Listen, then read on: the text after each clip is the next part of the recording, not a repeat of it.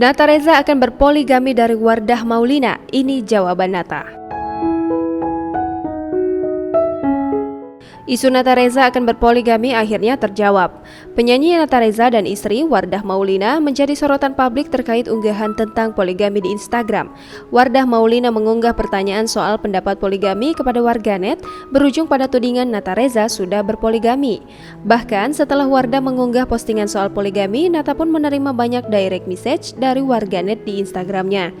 Personil grup vokal Adam tersebut menyebut alasan Wardah mengunggah soal poligami di Instagram, di mana isu tersebut sedang ramai diperbincangkan saat ini.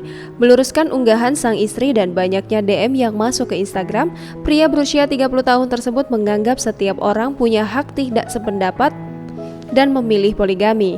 Nata Reza memastikan bahwa kedepannya ia belum memiliki keinginan punya istri lebih dari satu atau berpoligami meski tidak membenci hal tersebut.